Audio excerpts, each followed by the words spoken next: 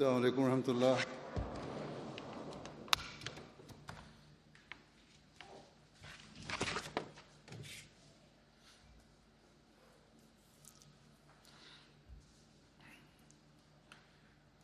أشهد أن لا إله إلا الله وحده لا شريك له وأشهد أن محمدا عبده ورسوله أما بعد فأعوذ بالله من الشيطان الرجيم بسم الله الرحمن الرحيم الحمد لله رب العالمين الرحمن الرحيم مالك يوم الدين إياك نعبد وإياك نستعين اهدنا الصراط المستقيم صراط الذين أنعمت عليهم غير المغضوب عليهم ولا الضالين. حضرت خلیفه پنجم مسیح ایده الله تعالی به نصر العزیز پس از تلاوت تشهد تعوذ و سوره فاتحه فرمودند: امروز به فصل خداوند متعال جلسه سالانه جماعت احمدی انگلستان آغاز می شود. به لطف خداوند متعال قریب به 14 از برگزاری جلسه سالانه در محضر خلافت می‌گذرد. در ابتدا به دلیل تمهیدات گسترده جماعت اینجا نیاز به آموزش داشت که برای این امر حضرت خلیفه چهارم مسیح با علاقه شخصی راهنمایی فرمودند و از افراد مجرب از روی فراخواندند. از جمله چودری حمیدالله نیز مسئول نشست سالانه بود و او کمک زیادی کرد. اولین جلسه‌ای که در سال 1985 در اینجا در حضور در محضر حضرت خلیفه چهارم مسیح برگزار شد، قبل از جلسه‌ای در سال 1984 برگزار شد، اما بسیار به سطح پایین بود. جلسه یادی که در سال 85 برگزار شد شاید 5000 نفر حضور داشتند و این هم دغدغه مدیریت بود. همه نگران نحوه مدیریت بودند. الان به فضل خدا در اجتماع خدام الاحمدیه انگلیس یا اجتماع لجنه ایمائل حضور بیش از بیشتر است و این سازمان های زیر مجموعه نیز به خوبی مدیریت آنها را بر عهده می گیرند. بنابراین از این نظر جماعت بریتانیا برای رسیدگی به ترتیبات بسیار با تجربه شده است. این بار چون جلسه بعد از 3-4 سال وقفه در سطح وسیعی برگزار می شود، ساماندهی دوباره نگران است که بتوانیم حضور بیش از 40,000 نفر را به خوبی اداره کنیم، اما به لطف خداوند متعال امیدوارم که کارگران ما بتوانند به بهترین نحو از عهده مسئولیت‌های خود بر بیایند.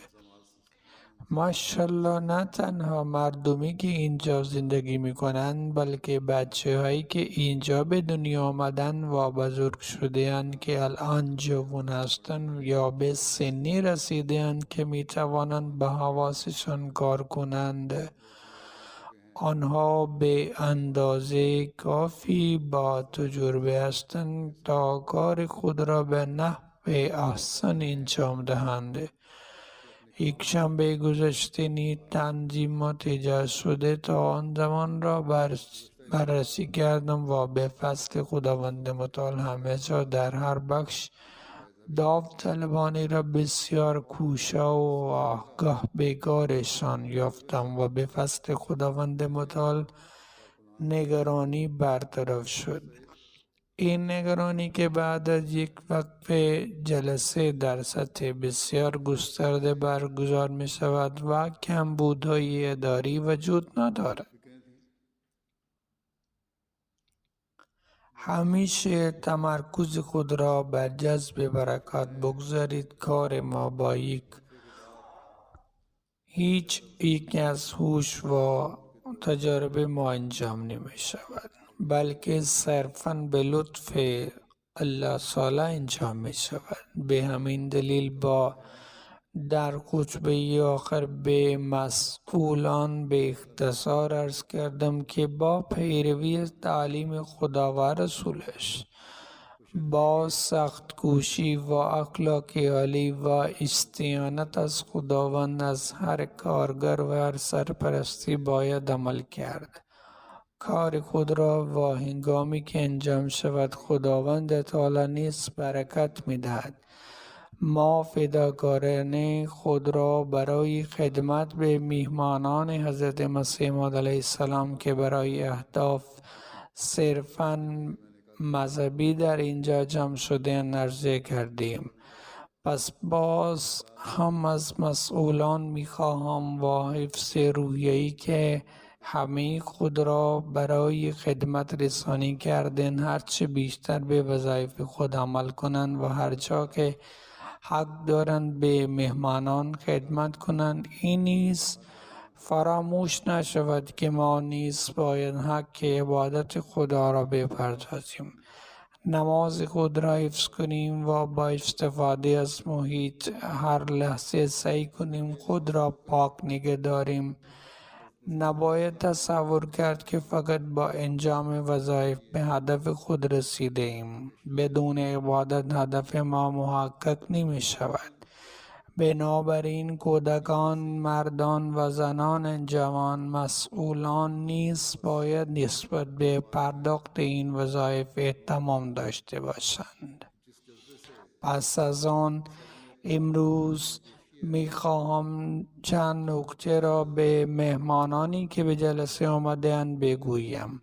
هر محفلی باید این را همیشه پیش خود نگه دارد که فکر نکنند این چیزهایی را که می خواهم بگویم به طور عادی می گویند. من گفتم و شما شنیدید، بس همین کافی است. خیر، اما باید رعایت شوند. اولین و مهمترین چیز این است که همه افرادی که برای شرکت در این جلسه به اینجا آمده اند همیشه این سخن حضرت مسیح موعود علیه السلام را به یاد داشته باشند که این جلسه جشن دنیاوی نیست، یک هدف است و آن هدف بهبود وضعیت روحی و فکری و بهبود وضعیت اخلاقی شما است. محبت خدای تعالی و رسولش را در دل خود پرورش دهید. پس وقتی این فکر پیش می آید به امور دنیاوی توجه نمی شود و زمانی که به امور دنیاوی توجه نمی شود ترتیبات خاصی جلسه است که حتی در صورت وجود ضعف برای ما مهم نیست. هدف ما بهبود شرایط روحی و فکری است و می توانیم با بهره‌مندی از جلسات و سخنرانی‌های جلسه این کار را انجام دهید. پس اولین نکته این است که هر شرکت کننده باید در نظر داشته باشد که ما به جای سرگردانی در طول جلسه و وقت بین برنامه‌های جلسه که شامل غذا می شود و برای نماز یا ملاقات دوستان نیز استفاده می شود به تمام مراحل جلسه گوش دهیم. اگر وقت آزاد دارید فقط برای خرید در بازار نروید. غرفه های کتاب جماعت در اینجا برقرار شده است. از اداره انتشارات به آنجا مراجعه کنید و به همین ترتیب بخش‌های مرکزی از اداره انتشارات به آنها مراجعه کنید. به همین ترتیب بخش‌های مرکزی مختلف مانند آرشیو عکس، بررسی ادیان، خیمه‌گاه تبلیغ و نمایشگاه آرشیو وجود دارد. آنها را ببینید و اطلاعات دینی و تاریخی خود را نیز افزایش دهید. برای جدا شدن از سکته دنیاوی در همه جهات و تلاش برای انجام امور صرفاً دینی و تربیتی و زمانی که این اتفاق بیفتد محبت و رابطه متقابل نیز افزایش می‌یابد و اگر ضعف‌هایی در مدیریت و میزبانی وجود داشته باشد، اگر وجود داشته باشد وجود نخواهد داشت. فضای دوست داشتنی وجود خواهد داشت که فضای مؤمنان واقعی به تصویر می‌کشد. اگر اینطور نباشد نمی‌توانیم فضایی را در جلسه ایجاد کنیم که هدف جلسه است. در صورت کشف و زیر سوال بردن نکات ضعف ده‌ها تردید در چنین ترتیب بزرگ و موقتی می‌تواند ایجاد شود. کمال نمی‌تواند به دست بیاید. ضعف‌هایی دیده می‌شود که بسیاری از آنها در طبیعت آزاردهنده هستند. مثلا تهیه غذا وجود دارد. در این معمولاً سعی می شود تمام امکانات ممکن برای مهمانان برای غذا دادن به آنها فراهم شود. کاری و غیره نباید خیلی کوچک باشد و دستیاران غذا نیز باید با نشان دادن اخلاق بالا به مهمانان و به درستی از مهمانان پذیرایی کنند، اما گاهی اوقات تخمین کمی می شود و اگر غذا درست تهیه نشود به جای نشان دادن هر نوع عصبانیت عذرخواهی داوطلبان را باید به خوشرویی پذیرفت. حضرت مسیح موعود علیه السلام در چنین مواقعی چه سرمشقی برای ما گذاشته‌اند. اتفاقی از زندگی نامه ایشان در این باره نقل میکنم. این گونه نوشته شده است: حضرت مسیح موعود علیه السلام روزی در سفر بودند و به کار مشغول بودند. به همین دلیل هنگام سرغذا و اتمام مهمانان دیگر شام نخورد. کارگران ممکن است آن را گذاشته باشند و بعد از مدتی بدون اینکه ببینند خورده شده یا نه آن را برداشته باشند. مدیریت هم به این نکته توجه نکرد که ایشان علیه السلام غذا نخوردند و مشغول کار خود هستند. اما اواخر شب که احساس گرسنگی کردند از مدیریت در مورد غذا پرسیدند. همه دست پاچه شدند و الان چیزی نمانده است. اواخر شب بود و بازارها هم تعطیل بود. از هیچ هتلی نمیشد سفارش داد. اما حضرت مسیح موعود علیه السلام متوجه شدند که غذا تمام شده است و برگزار کنندگان نگرانند تا فوراً غذا را بپزند. آن حضرت فرمودند جای نگرانی نیست. ببین تکه های نان باقی مانده روی میز خواهد بود. همان را بیاور. بنابراین شما برخی از این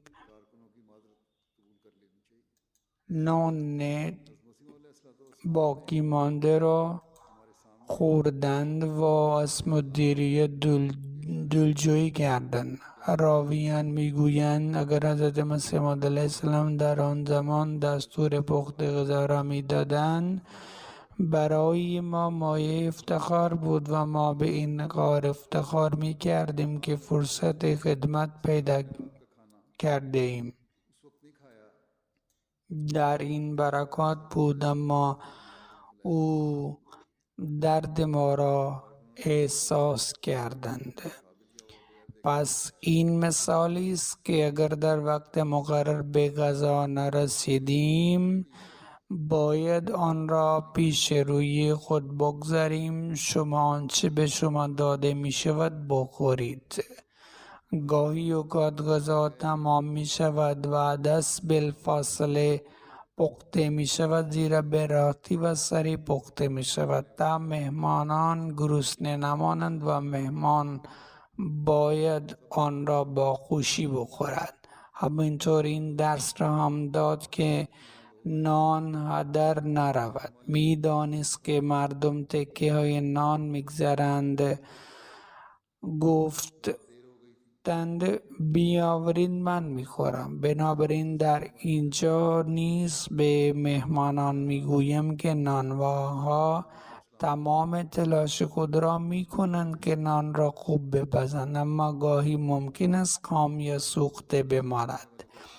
در موارد شدید میتوان آن را رها کرد، اما معمولا نه. اگر مقدار کمی باقی مانده باشد نان را نباید هدر داد. ماشین نانپخت در اینجا کار میکنند. کارگران برای مدت طولانی به سختی کار میکنند و هر سال پیشرفت‌های جدیدی انجام میدهند. مهمانان باید به یاد داشته باشند که این آشپزها و نانوایان افراد حرفه‌ای نیستند، بلکه داوطلب هستند و از اقشار مختلف جامعه میآیند. بنابراین صمیمیت و اشتیاق خدمت آنها همیشه قابل قدردانی است.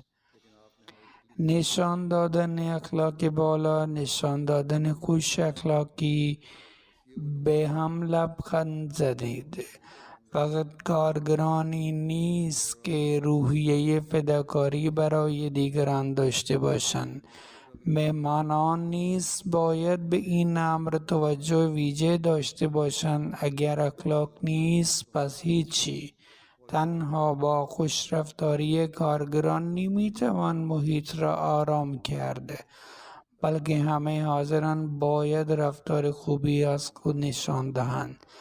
زنان نیز باید به این امر رسیدگی کنند و مردان نیز باید به این امر رسیدگی کنند.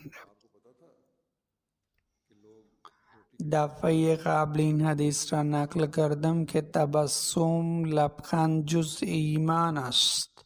صدقه نیست برای ادامه لبخند است. پس باید به این موضوع رسیدگی شود. ملاک نشان دادن اخلاق والا در جلسه حضرت مسیح موعود علیه السلام فرمودند یا در رابطه با مهمانان چیست نصیحت کردند. فرمودند من واقعا میگویم که ایمان مرد هرگز درست نمی شود مگر اینکه آسایش برادرش را بر آسایش خود مقدم دارد.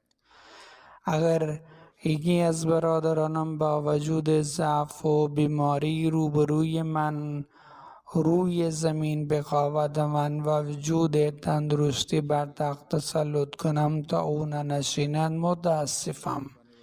اگر از روی محبت و دلسوزی بلند نگردم و تختم را به او نسپارم و زمین را برای خودم دوست نداشته باشم باید بمانم تا جایی که میتوانم برای او آرامشی فراهم نکنم.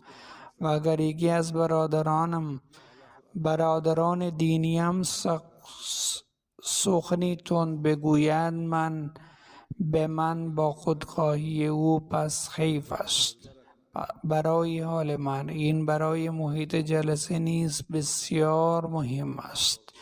اگر تند گفت حیف است عمدن با او تندخویی کنم بلکه باید بر گفتار او صبر کنم و در دعام برایش گریان کنم، زیرا برادر من است و از نظر روحی بیمار است. اگر برادرم ساده است بی سواد یا اشتباه ساده مرتکب شده است، من نباید او را مسخره کنم یا با او بد اخلاق کنم یا بدخانه از او انتقاد نکنم. راهی وجود دارد. هیچ کس نمیتواند مؤمن واقعی باشد تا وقتی که دلش نرم نیست و تا زمانی که خود را از همه مستر نداند و همه شیطنت ها از بین برود. خادم مردم بودن نشانه بندگی است و سخن گفتن با فقیر و ملایمت و تعظیم نشانه محبوبیت نزد خدا و پاسخ بد و نیکی نشانه شادی و خوردن خشم و غضب است. نوشیدن چیزهای تلخ نشانه بزرگی و جوانمردی است. این دستور کلی بود که حضرت مسیح موعود علیه السلام به مردم جماعت دادند. پس اینها اصول اخلاقی‌اند که باید در همه حال به ویژه‌ای در ایام جلسه در نظر گرفته شود. اگر در این 3 روز این کار را انجام دهیم، نوعی عادت به رعایت این موارد خواهیم داشت و می توانیم در زندگی روزمره خود نیز پیشرو داشته باشیم، به شرطی که در نظر داشته باشیم که روحی و اخلاقی خود را در این زمینه ارتقا دهیم.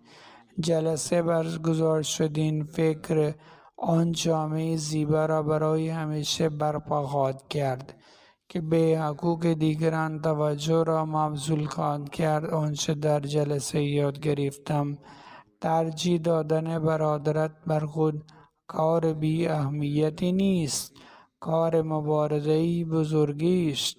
به همین دلیل گفت که مربوط به ایمان است. ایمان او صحیح نیست که در آن آماده ایثار و ادای حق دیگران نباشد. خداوند متعال برای چیزهای ناچیز مستحق ثواب بزرگ قرار نمی دهد، اما بی نهایت بر او رحمت می کند، بی نهایت به او برکت می دهد، بی نهایت به او می دهد که در مجاهدات پیشرفت می کند. در یک جا می گویند حق الله گاهی ادا می شود، اما ادای حقوق بندگان کار بسیار سختی است. پس هر کسی این فکر را پیش خود نگه دارد که برادران ما را بر خود ترجیح دهیم. اگر این فکر در هر یک از ما ایجاد شود و با این فکر پیدا شود که من باید برای جلب رضای خدا حقوق دیگران را بپردازم، چون این جامعه تبدیل به جامعه عشق و محبت می شود.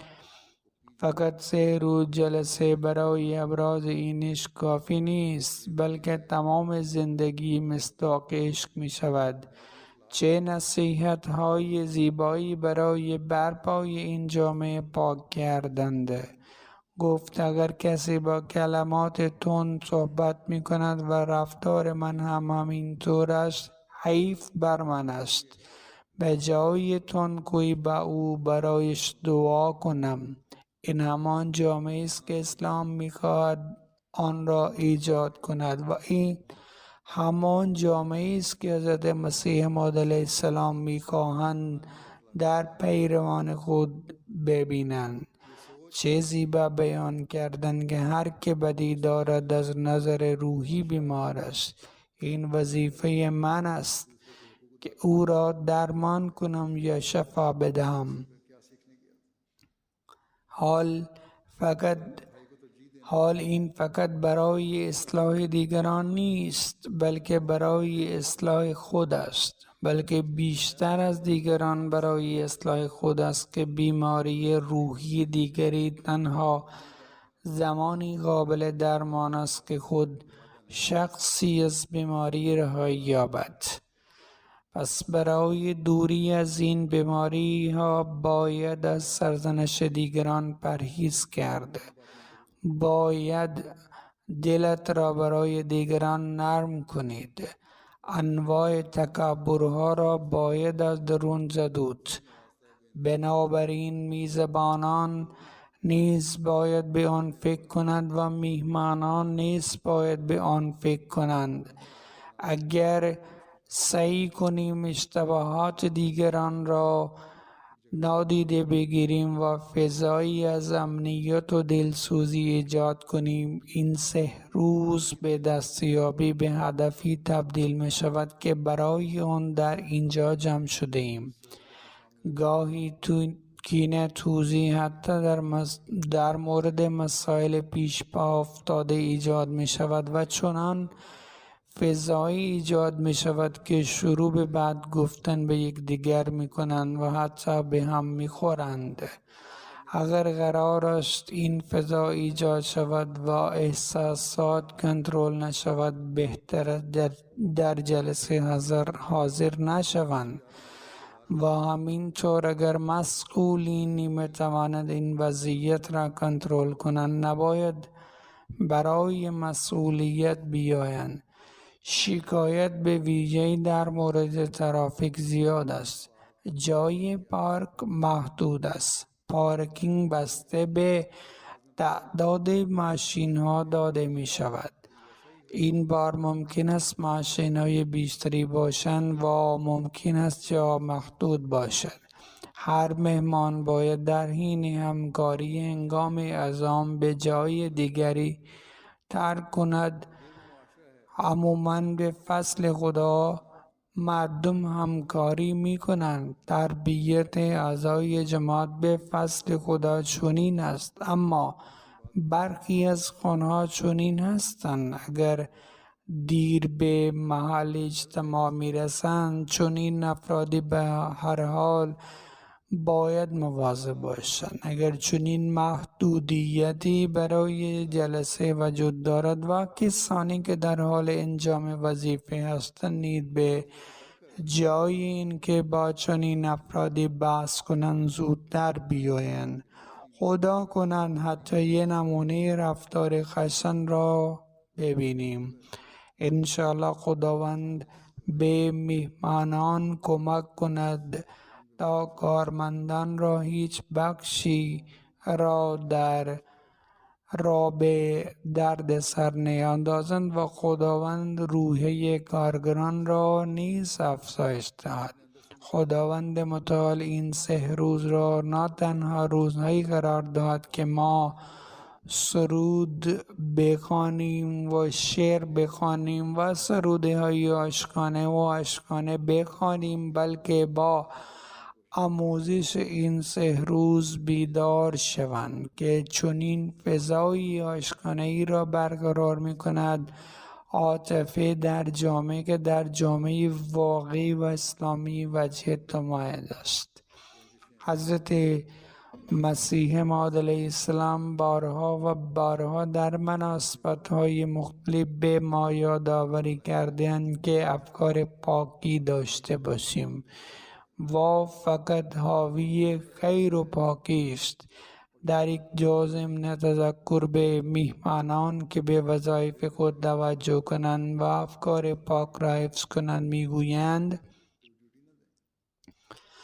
کار نیک فقط برای جلب رضایت خداوند متعال و جلب رضایت او و اطاعت از دستور اوست، اعم از این که ثواب داشته باشد یا نباشد.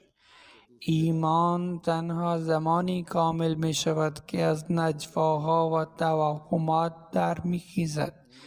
یعنی فکر نکنید کاری که باید انجام دهم فقط برای پاداش است، خیر، اما برای جلب رضایت خداوند متعال باید انجام شود. فرمودند اگرچه به درستی که خداوند متعال هیچ کار خیر را ضایع نمی کند، ان الله لا یضیع اجر المحسنین، خداوند هرگز پاداش نیکوکاران را ضایع نمی‌کند، اما نیکوکار نباید ثواب را در نظر بگیرد. ببینید، اگر یک مهمان اینجا بیاید صرفاً به این دلیل که استراحت، شربت سرد یا غذای راحتی وجود دارد، آن وقت انگار برای این چیزها می آید. اگرچه وظیفه خود میزبان است که تا حد امکان است مهمان نوازی او کم نکند و او را راحت کند و چنین می کنند. اما چنین فکری مهمان برای او ضرر است. بنابراین این فکری است که هر مهمان باید در نظر داشته باشد. برخی از مهمانان در مهمانخانه جماعت میمانند، اما گاهی اوقات خواسته های برای اقامت وجود دارد که برآورده کردن آنها دشوار است. همین گونه برخی از امکانات دیگر نیز قابل ارائه نیست، زیرا ارائه همه این امکانات در مدیریت گسترده جلسه امکان پذیر نیست. عموماً مردم میفهمند. همین دو روز پیش با خانواده‌ای ملاقات کردم که با اینکه مدت‌ها پیش به اداره اطلاع رسانی کرده بودند، اما به دلیل سوء تفاهم نتوانستند محل اقامتی که در اختیارشان گذاشته شده بود را هماهنگ کنند و برای یکی از عزیزانشان هماهنگی کردند. با اینکه خانه عزیزم خیلی کوچک است، آنها با گذاشتن تشک روی زمین یا با گذاشتن تخت میخوابند و ممکن است میزبان و مهمان هر دو با مشکل مواجه شده باشند، اما خوشحال هستند که حداقل جلسه را گوش میدهند و این سخنان لبخندانه به من گفتند، هیچ شکایتی هم نکردند. اغلب چنین مهمانانی وجود دارند، اما برخی از آنها وقتی ملاقات میکنم اما با شناخت خلق و خوی آنها احساس میکنم که آنها نمیتوانند تحت شرایط مسکن گروهی بمانند، اما خوشبختانه آنها میمانند. اگرچه من غیر از این فکر میکنم که آنها ممکن است نتوانند بمانند، اما آنها میمانند و اکثریت این گونه هستند. اما عده‌ای هم هستند که شک و تردید زیادی دارند. اگر برای رضای خداوند متعال این روز را با نشاط بگذرانید، خداوند متعال نیز برکات را رنگین می‌دهد. الان هم اینجا محل سکونتشان چادر یا اسکان جمعی بود. به نظر من به دلیل جمعیت بیشتر تکمیل شده است. بنابراین ممکن است لازم باشد تا جایی که مشکلی وجود دارد چنین ترتیبی داده شود. اگر مشکلی وجود داشته باشد با کمال میل این را تحمل می کنند. مهمانان باید بگیرند، اما مهمانان وظیفه میزبان را دارند که همانطور که حضرت مسیح موعود علیه السلام فرمودند تا حد امکان به مهمانان آسایش دهند و خداوند بهترین اجر را به مهمانان برای تحمل دردهای جزئی عنایت فرماید. این را هم باید پیش خود نگه دارند، بعد سعی کنند آن را از خداوند متعال بگیرند. توصیه پیامبر اکرم صلی الله علیه و آله و سلم برای ایجاد فضای آرامش و امنیت و گسترش ارامت و امنیت در جامعه چیست؟ روزی شخصی خدمت پیامبر اکرم صلی الله علیه و آله و سلم رسید و گفت: یا رسول الله صلی الله علیه وسلم کدام اسلام بهترین است؟ پاسخ دادند به نیازمندان غذا بدهید و به همه کسانی که میشناسید یا نمیشناسید سلام کنید. این اصل زیبا برای ایجاد محبت و برادری و برقراری صلح و امنیت در جامعه است که در صورت اتخاذ جامعه ایجاد می شود و صلح و امنیت را گسترش می دهد. فساد در دنیا زیاد است، زیرا فقرا فقیرتر می شوند. حتی امروزه میلیون ها نفر وجود دارند که حتی 2 وعده غذایی در روز دریافت نمی کنند. اگر نان بخورند جایی اسکان ندارند. اینجا در این کشورهای به اصطلاح ثروتمند همچنین چیزهایی دارند. اینجا در انگلستان که به آن میگویند کشور ثروتمند، دیگر امارت اولشان نیست، اما از خیلی ها بهترند. هزاران نفر و کودک به دلیل تورم در خیابان ها دراز کشیدند. حتی نان به درستی در دسترس نیست و مسکن نیز در دسترس نیست. پس این آموزه اساسی اسلام است که گرسنگان را سیر می کند. ای کاش مسلمانان این اصل را درک می کردن و حاکمانشان حق رعیت را ادا می کردن و نه تنها خزانه آنها را پر می کردن بلکه نیازهای فقرا و نیازمندان را برآورده می کردن و اضطراب و ظلم را جامعه دور می کردن. امروز نیز به همین دلیل این اضطراب فراگیر شده است. سپس گفتند سلام کنید. با این حال من اتفاقاً به این موضوع اشاره کردم. ایشان توصیه کردند که در جامعه سلام گفتن را رایج کنید.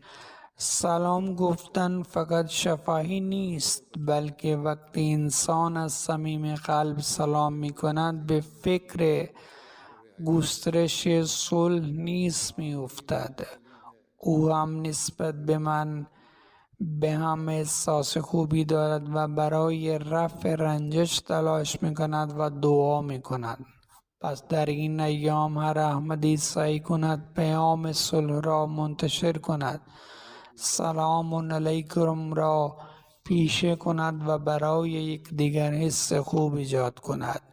مردم با خوشحالی با افرادی که با آنها منفعت دارند ملاقات میکنند و به گرمی احوال پرسی میکنند، یا حتی با کسانی که به آنها روابط عادی دارند با خوشحالی ملاقات میکنند. اما صلح و امنیت واقعی تنها در آن صورت برقرار می شود دور باشید از صمیم قلب برای دیگر دعا کنید. پس در این جلسه این گونه افراد نیز باید با رفع کینه سعی در رساندن پیام امنیت داشته باشند و به طور کلی پیام امنیت را در این محیط انتقال دهند. انشاءالله خداوند به همگان توفیق پیگیری این امر را عنایت فرماید و فضای این گردهمایی محیطی سرشار از آرامش و امنیت کامل شود. اما اخلاق والا و ادای حقوق بندگان جزء همیشگی زندگی ما شود.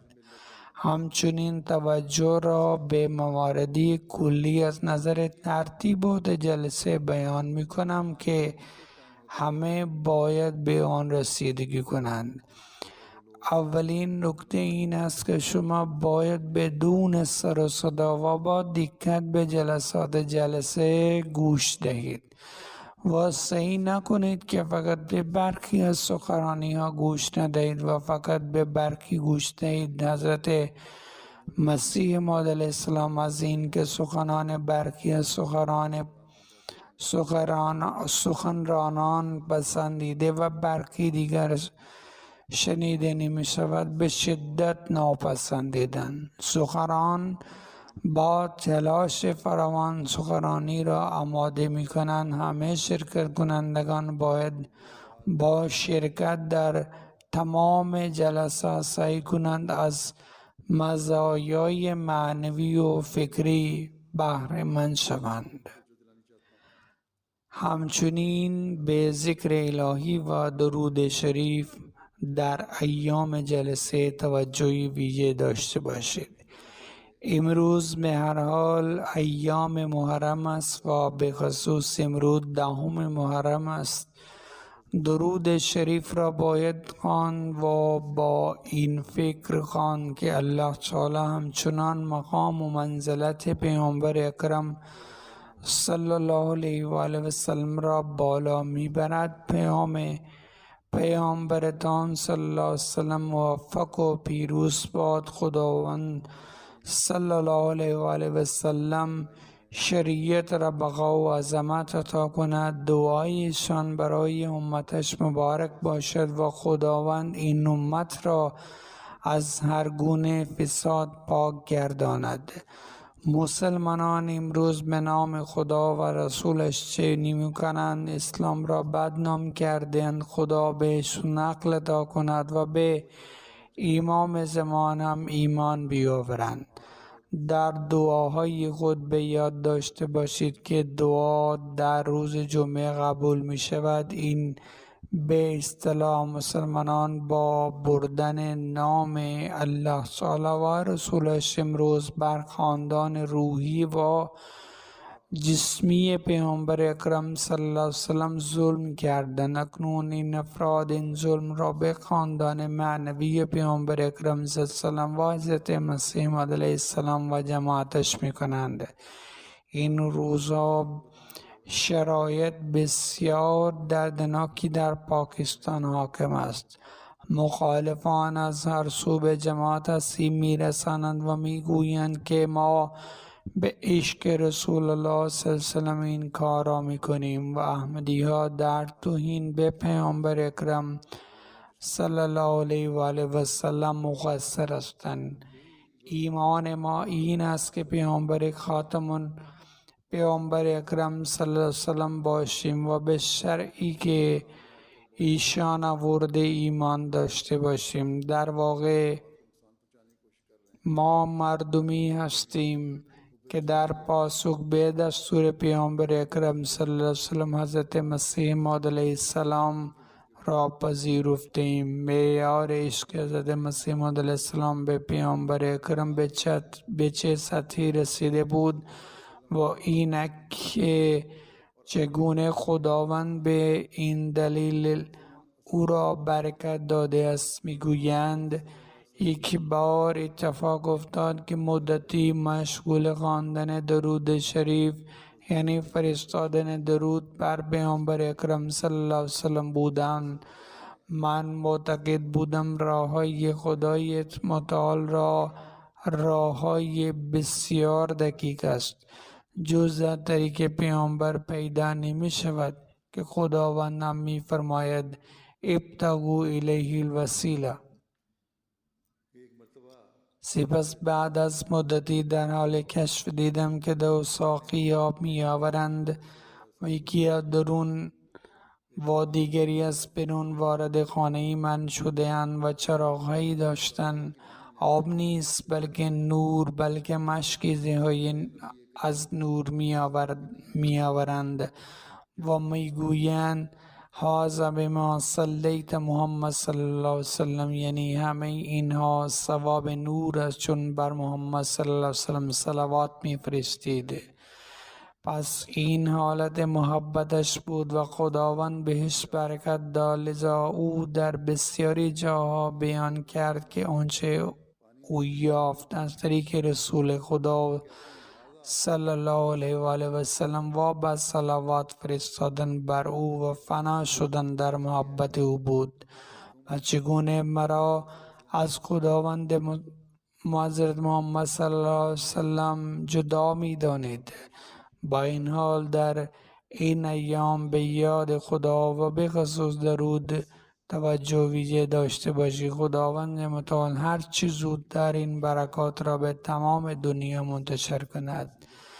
در سالن اجتماعات مخصوصا خانم‌ها باید مراقب باشند و توجه بچه‌های خود را به جلسه مبذول کنند که باید در طول جلسات ساکت بنشینند.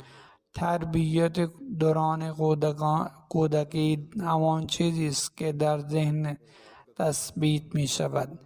زنانی که در خیمه شب بازی کودکان می نشینند نیز باید سعی کنند کمتر صحبت کنند و بر گوش دادن به مطالبه تمرکز کنند. این گلایه هم است که بچه ها کمتر سر و صدا می کنند و خانم ها به بهانه آنها بیشتر با هم حرف می زنند. پس باید به این سمت توجه کرده. به همین ترتیب از نظر امنیتی هر کسی به جمع زنان و مردان می پیوندد باید مراقب اطراف خود باشد.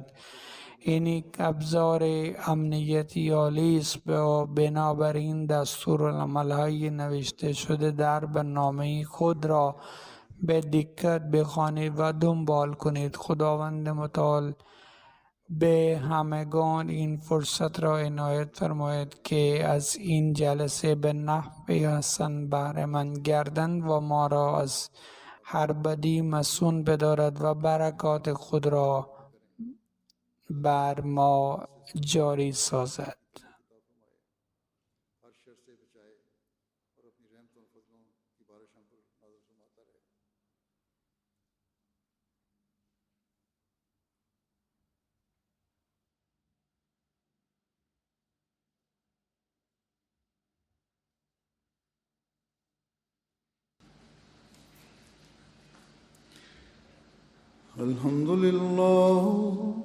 الحمد لله نحمده ونستعينه ونستغفره ونؤمن به ونتوكل عليه ونعوذ بالله من شرور أنفسنا ومن سيئات أعمالنا من يهده الله فلا مضل له ومن يضلل فلا هادي له ونشهد أن لا إله إلا الله ونشهد أن محمدا عبده ورسوله عباد الله رحمكم الله إن الله يأمر بالعدل والإحسان وإيتاء ذي القربى